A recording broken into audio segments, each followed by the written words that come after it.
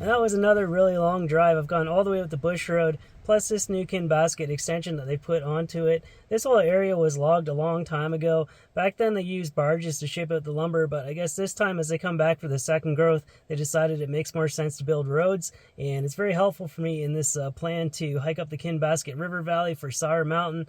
There's a lot of unknowns in this route plan, and I couldn't convince anyone to come along with me, so I'm lone wolfing it once again. I packed up about 4 days worth of food, and I'm going to get started on this hike tonight because I got a lot of distance to cover, and I'm going to try to break it up as much as I can. So I'm starting out with an old part of the logging road system. I'll follow this for 5 kilometers, then I'll drop down onto the riverbed itself. Try to follow that if I can. But driving up the bush road is always so hectic. It's really busy, construction, logging trucks, and narrow roads. It's one that's good to have a radio for. The bush road is actually the reason why I bought a radio in the first place. I came out here once with my minivan, had a close call with a logging truck.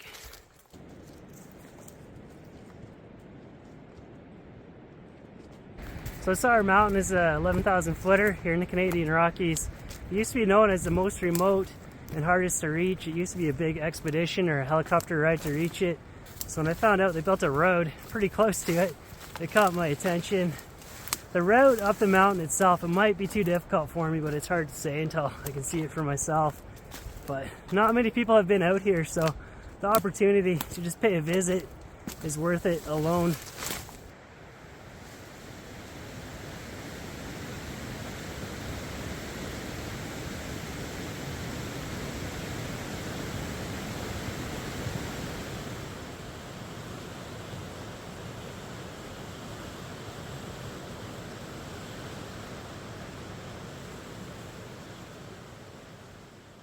Now that I've seen that river and how strongly it's flowing, I don't have high hopes this route is going to work. I wanted to cross that bridge and go up the other side, but then that would mean I'd have to ford the river for sure. So I'm going to get some sleep, and tomorrow I'm going to try to plot up this side as far as I can. So good night. I'll see you there.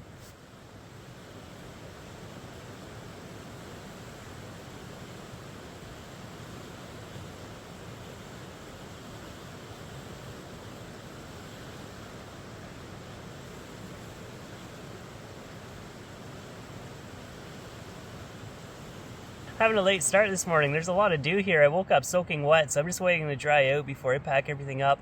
But I got 2 different trains of thought. One is to quit, go back to the van because this is not going to work. The other is to keep moving ahead until it's not possible to move ahead anymore, because it was a lot of driving to get out here and I feel like I should make the most of it. But I'll keep thinking about it as I get packed up. This is what I'm dealing with here on the east side of the river, and I consider this unpassable. I'm going to go back to the bridge and try to go up the west side.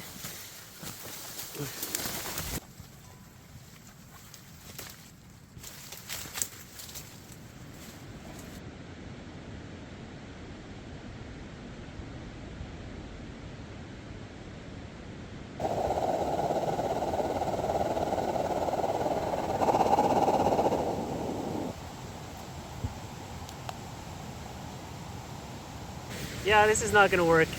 I've reached the end. I had so much hope and momentum going on this idea. The bushwhacking is too hard. I can't even get down to the riverbed. And if I could, I mean, I'd be in deep water all day long. Tsar Mountain remains a very remote and hard to reach mountain. So this first section from where I parked down to the bridge, about 7 kilometers, somebody has come through and maintained this. It's the only reason why I got as far as I did. I don't know why they did this or who did this, but I'm wondering what if I came back tomorrow with my chainsaw and finished the job, extended it the extra kilometer down to the riverbed, and set myself up for a future hike. I don't think now is a good time to be doing it. The river is at its maximum flow right now, so if I wait until the temperatures are colder to do it, I think I should have a much easier time getting up that valley.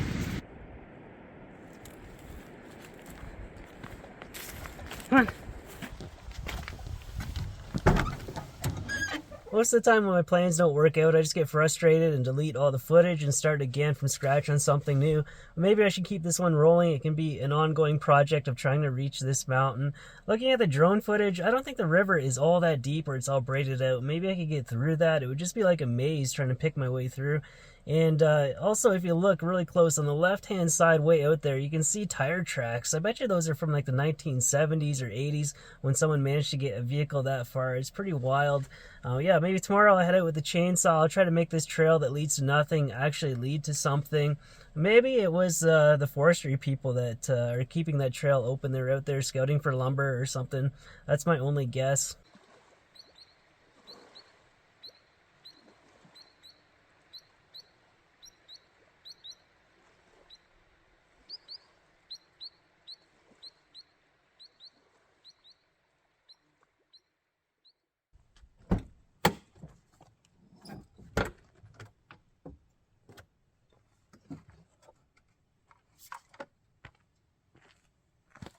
I'm bringing out the heavy artillery today for this. I got the Stihl 261, 50cc, 20-inch bar on there.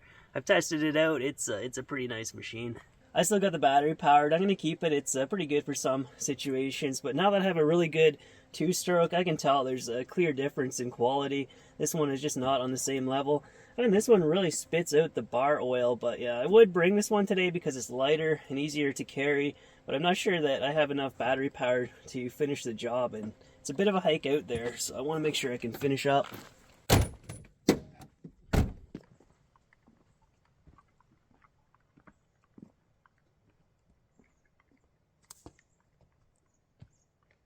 I wonder if they'll ever reopen this road.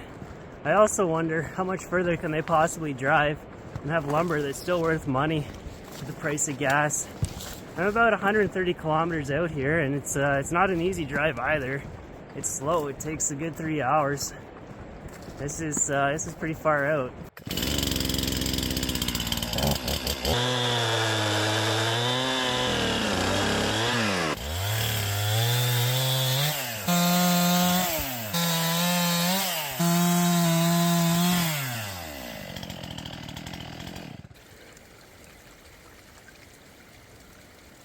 So there's a bridge right there.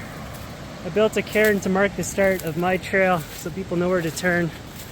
There's an old roadbed through here, so that's what I'm going to follow as a guideline.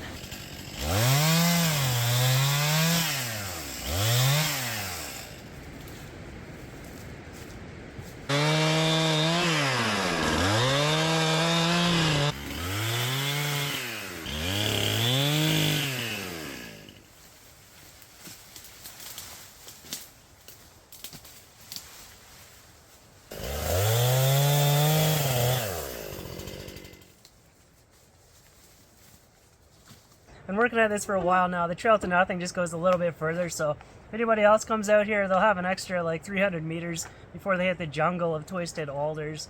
There's a clearing like 30 meters from here. I'm just going to try to reach that and call it a day. It's still like another kilometer till I reach the point that I want to get to, and I'm going to come back another time. I feel like when the weather is this nice and the mountains are dry, I should be doing routes that I know are going to work.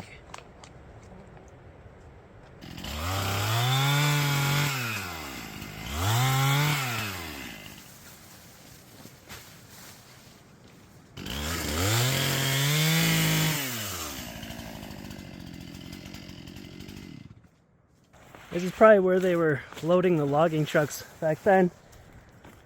You can see the cut line up there. I breathed in enough exhaust for one day, so I'm gonna head back, but these cut blocks are a good place to score some huckleberries, and I got a hunch that there's some here, so we'll take a look. So we'll start out with some blueberries here. The prize for me though is definitely the huckleberries.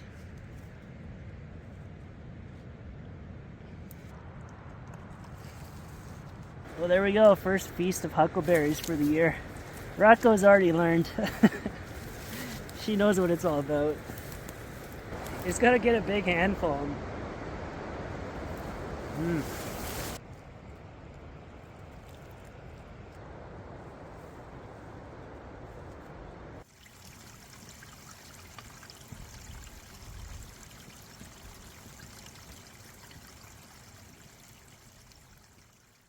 One of the forestry workers just pulled up, so I went outside and was chatting with him just about this road and how incredibly far out it is. He said the trucks can only do one run per day because it takes them 13 hours to do a load, and they're going to deactivate all this once they're done with all the work. But I mean, you can still get out here with a pack raft or whatever and make use of this trail. You were thinking this was built closer to the 90s when they're out there logging. I was thinking the 70s or 80s. In my mind, the 90s seems kind of recent, but I guess that is over 30 years ago, so it makes sense.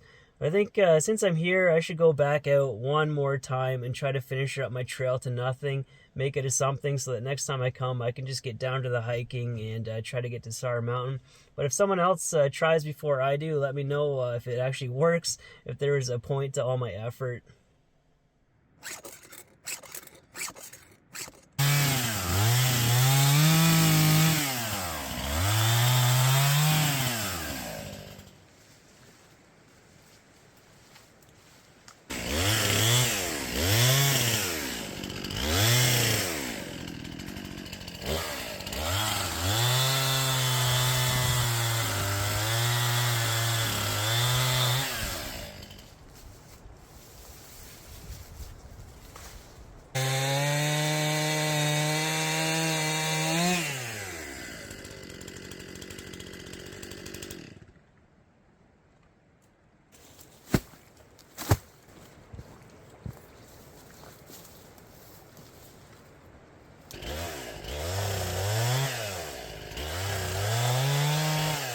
And we have officially reached the river. When I first came down here scouting to make sure this would work, there was no water here. It's risen a good 1.5 feet with all this heat. I used to be able to walk out under those stones over there. If you look down here, this is glacial clay. This is one of the places you'll actually find it. And I should put some flagging tape on these trees so I know where the trail comes out. There's a little piece of land over here. I'm just going to go out and get a view before I go. So it's Tsar Mountain up there. That is the beast that I'm after. We will be back to conquer that another time. Well, thanks for coming along on this trail building adventure. This video wasn't what I expected it was going to be. I was hoping to be standing on top of that mountain, but sometimes progress is just really slowly earned. It's going to get dark soon. I should start walking out of here. It's a pretty long walk. Right now is like the hour of the bear. Got my spray ready just in case. They like to use the trails too. They're not stupid. They probably hate the alders as much as I do. Well, yeah, thanks for watching. Thanks for coming along. Thank you to Patreon supporters. I hope everyone's doing good, and I'll see you in the next one.